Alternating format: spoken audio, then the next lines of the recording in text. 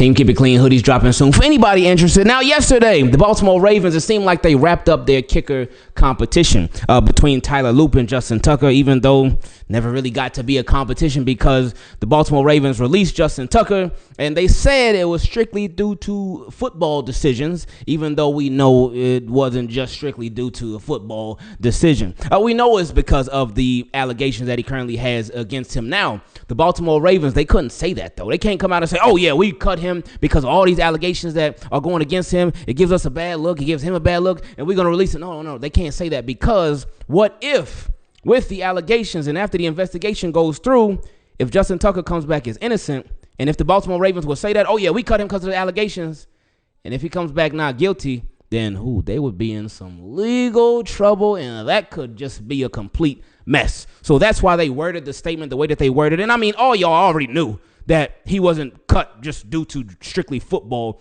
Anyway, so because y'all get it, y'all are smart. But anyway, Tyler Loop, it was seeming like, all right, well, that's going to be our guy moving forward. That's going to be our kicker moving forward. And it could still be, but the Baltimore Ravens say, hold up now, buddy.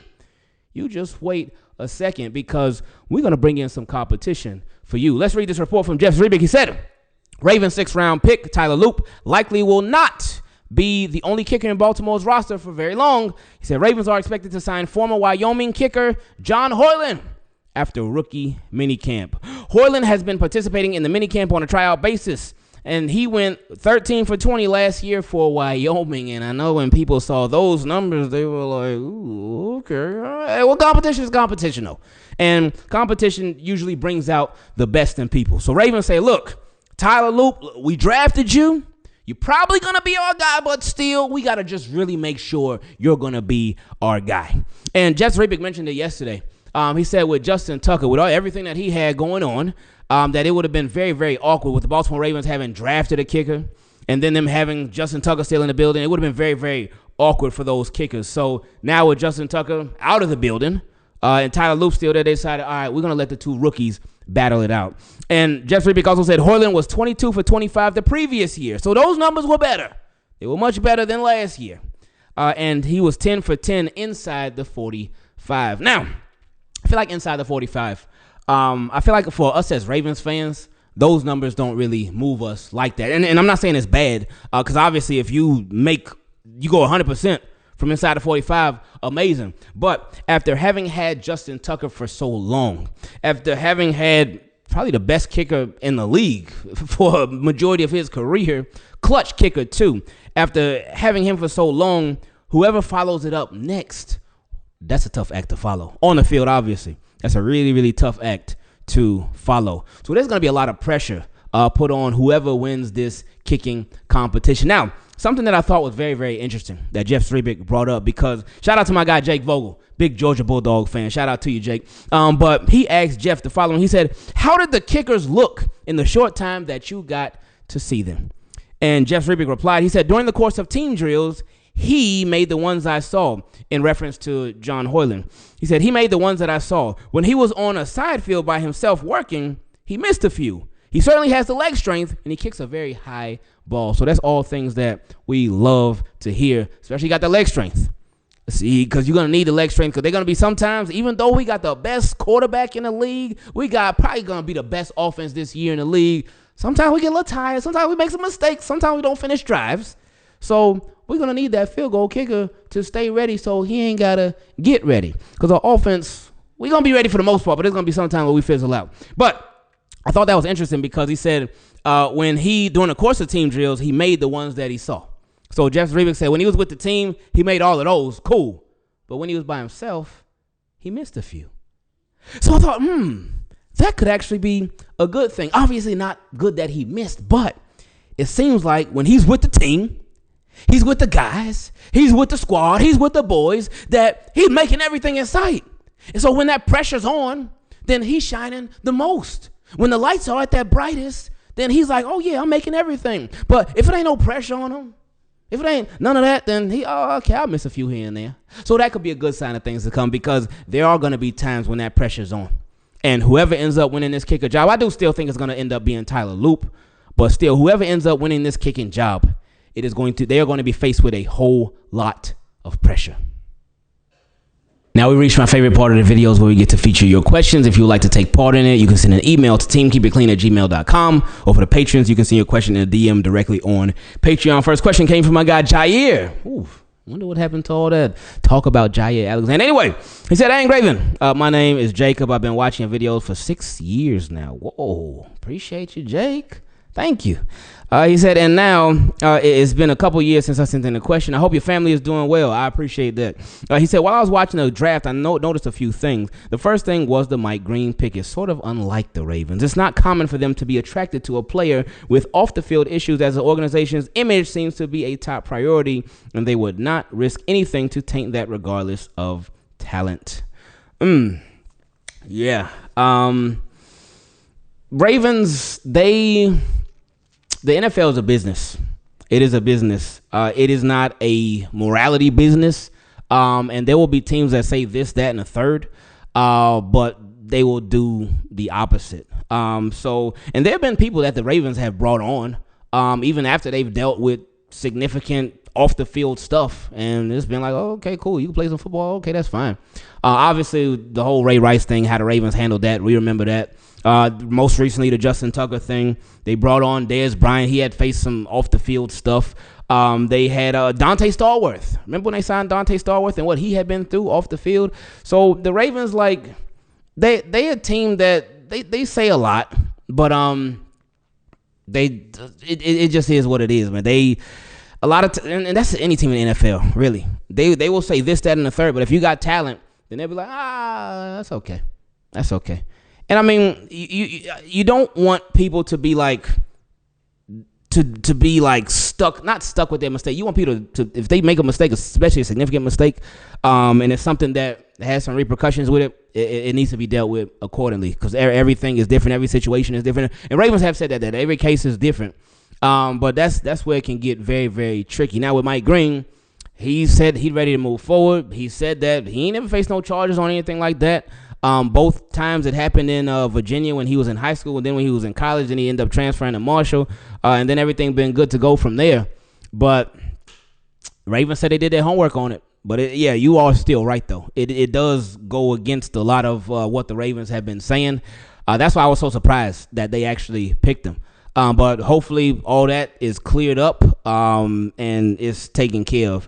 It sounds like it is, and it will be, because I don't think the Ravens would use a second-round pick on somebody if it wasn't, but who knows. Anyway, he said, this makes me believe and trust that EDC... Oh, I should have kept reading this part. He said, this makes me believe and trust that EDC did his homework, and hopefully the allegations aren't as concerning as everyone else thought. What is your opinion? Do you think the Ravens should have went with another edge rusher with no off-the-field concerns, or is Mike Green too good to pass up on? I think you answered your own question with the part where you talked about EDC having done his homework.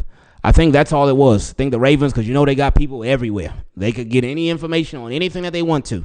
So I'm sure they had people go check, say, hey, what was this about? They obviously talked to him about it extensively, but they checked and was like, hey, what's going on? What was this about? What happened? And they got all the information in the world on it. And then they must have checked all the green boxes and been like, all right, this is straight. We good on this. He said, also, just a quick thing I noticed, Mike McDonald's Seahawks drafted a very versatile guard in Gray Zabel, a Kyle Hamilton-esque safety in Nick Emenwari, and a running QB with a lot of upside in Jalen Milroe. I think someone misses coaching the Ravens. Oh, man. See, I remember Mike McDonald. He even said it. He said Nick Emenwari is our Kyle Hamilton. So he laid it out there like, oh, yeah. He put it out there how he felt about Kyle Hamilton and how he probably feel about the Ravens, too. But that's a really good point, what you said about the guard, but even the quarterback with Jalen Milroe, who a lot of people have been comparing to Lamar Jackson. I don't think it's fair to Jalen Milroe. But I would like to see, I mean, we're going to see him in preseason, but I would like to see him get a shot. Because who the Seahawks got? They signed the quarterback from the Vikings, ain't they? I think they signed the one from not Josh McCown. What is it? Oh, my goodness. Sam Darnold, I think. I think Sam Darnold signed with the Seahawks. There we go. But anyway, he said, as always, thank you for your videos. You are genuinely my favorite YouTuber. Hey, I appreciate you, Jacob. Thank you, man.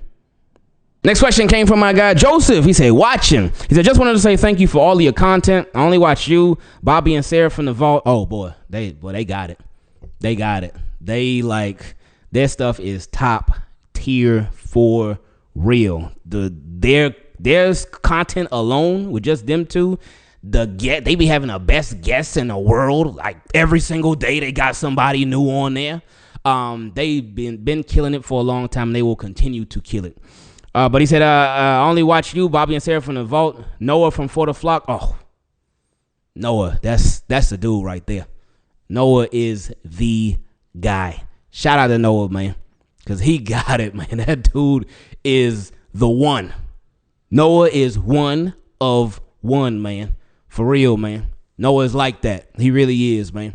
I love Noah's stuff. For the Flock, he been doing his thing for years. I know recently he ended up just doing this full time now, and he be doing his thing, man. So shout out to him. And he said, oh, and Flock Rundown. Oh, my guy Ryan. Shout out to my guy Ryan, man. My guy Ryan, hey, he done came up quick, man.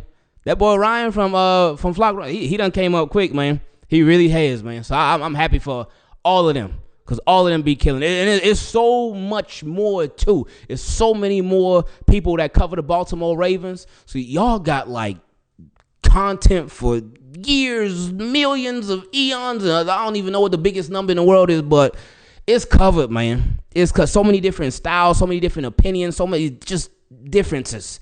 And it's a beautiful thing, man. So shout out to them, man. And he said, y'all are amazing. No, they are amazing. They are for real, man. They really got it, man. He said this email wasn't for a question, just a thank you. God bless you and your family. I appreciate that, Joseph. Thank you, man. I really do, man. And he said also, I'm a former Pro Bowler, just not NFL. I was a member of the PBA Tour, the Professional Bowlers Association, from 92 to 2017. Just something I'm proud of. Oh, that's cool, man. And hey, I appreciate you sharing that. That's cool, man. So yeah, you can walk around and say, hey, I'm a former Pro Bowler. So you could believe that. Next question came from my guy Bilal. He said, hey, big bro, what's up, Bilal? He said, hope all is well with your family. I've been still trying to hang in there, but still been enjoying your content. God bless you, man. This channel and our Ravens have been a breath of fresh air lately. I appreciate that, man. Thank you, man. He said, to get into my question, I'm kind of worried. I know I may be reaching, but that it seems like he's an untouchable, can't lose generational player. But is it just me, or did that pick at safety scare you? This is Hamilton's last year on his contract before they have to sign or tag him. No. It's not. It's not. They have picked up the 5th year option. So they have, this year is his, fourth year. This will be his 4th year that we're going into, and then the following year will be his 5th year. So they still got him for 2 more years. So we good. Anyway, he said the Ravens have a history, cough, cough, of developing great players seemingly to 4 to 5 year rentals and then letting them walk. CJ Mosley and Queen, to name a few. Now, those two are tricky because with CJ Mosley, they gave him an offer, but he was like, no, that ain't enough. I want more. And Ravens, they stood pat on their offer. They were like, no, we ain't raising this up. He said, okay, I'll go to the Jets. And I'll go to the Baltimore Jets or the New York Ravens, and I'll get more money from them. And he went. With Patrick Queen, they didn't even offer him nothing. But remember, they traded for Roquan Smith. When they traded for Roquan Smith, that let us know, oh, yeah, Patrick Queen is done. That's it for him. He ain't coming back. He ain't staying. So that let us know that. So anyway, so those two are like, every situation is different. But anyway, he said, I think the whole NFL knows that Kyle Hamilton will reset the safety market and all other 31 teams will be eager for his services.